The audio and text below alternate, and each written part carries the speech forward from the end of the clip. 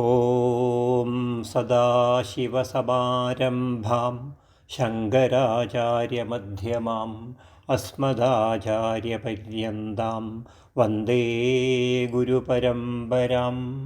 ഓം ഭദ്രം കർണേഭിഃ ശൃണുയാമദേവാഃ ഭദ്രം പശ്യേമാക്ഷഭിഃ യജത്രാഃ സ്ഥിരൈരംഗൈഃ തുഷ്ടുവാംസസ്തനൂഭിഃ വ്യശേമ ദേവഹിതം യദായുഃ ഭദ്രം no अपि वातयमनः.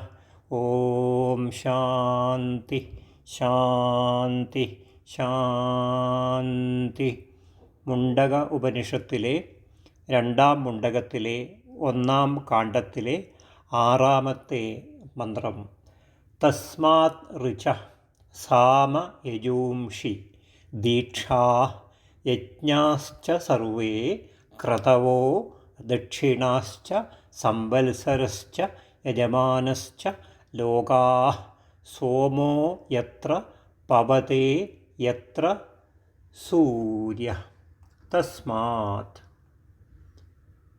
അവനിൽ നിന്ന്, ആ പുരുഷനിൽ നിന്ന്, ഋച ഋക്കുകളും, സാമ സാമവും, യജൂംഷി യജുസ്സുകളും, ദീക്ഷ ദീക്ഷയും, സർവേ യജ്ഞാ എല്ലാ യജ്ഞങ്ങളും, ക്രതവ ക്രതുക്കളും, ദക്ഷിണാച ദക്ഷിണകളും, സംവത്സര ച സംവത്സരവും, യജമാന ച യജമാനനും, യത്ര എവിടെ, സോമ സോമൻ, പവതേ ശുദ്ധീകരിക്കുന്നുവോ, യത്ര എവിടെ, സൂര്യ സൂര്യൻ, തപതി തപിക്കുന്നുവോ, തേ ലോകാച ആ ലോകങ്ങളെല്ലാം ഉണ്ടായി എന്ന് മാത്രമല്ല, കർമ്മസാധനങ്ങളും കർമ്മഫലങ്ങളും ആ പുരുഷനിൽ നിന്നു തന്നെ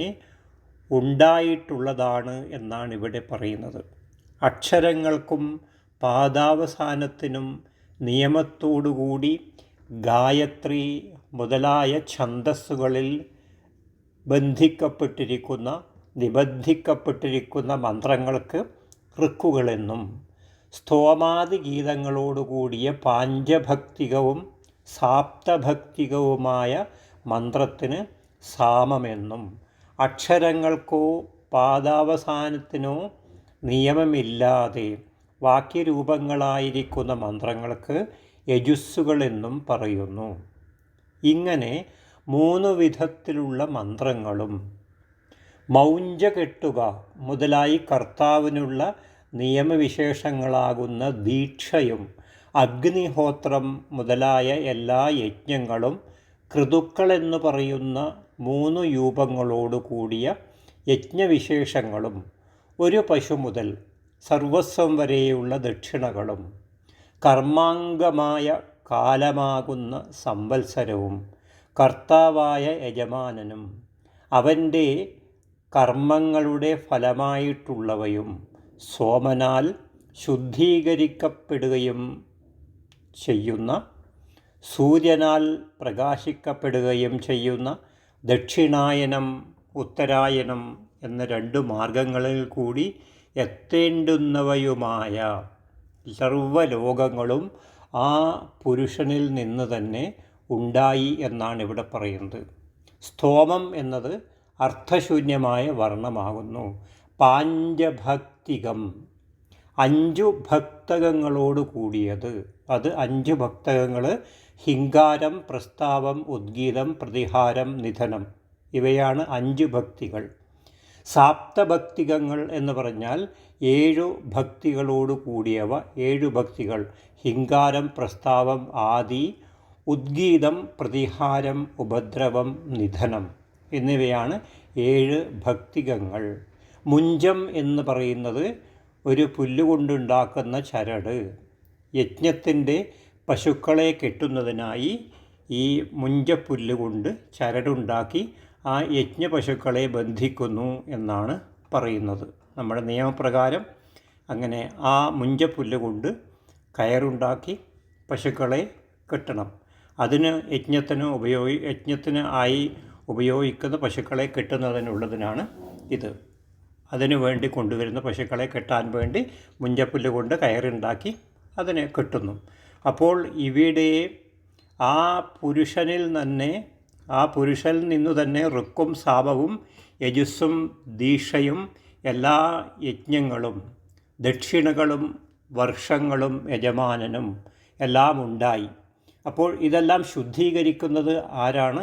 സോമനാണ്, ചന്ദ്രനാണ് എല്ലാം ശുദ്ധീകരിക്കുന്നത്. അതേമാതിരി തന്നെ ഇതിനെല്ലാം പ്രകാശമേകുന്നത് സൂര്യനാണ്.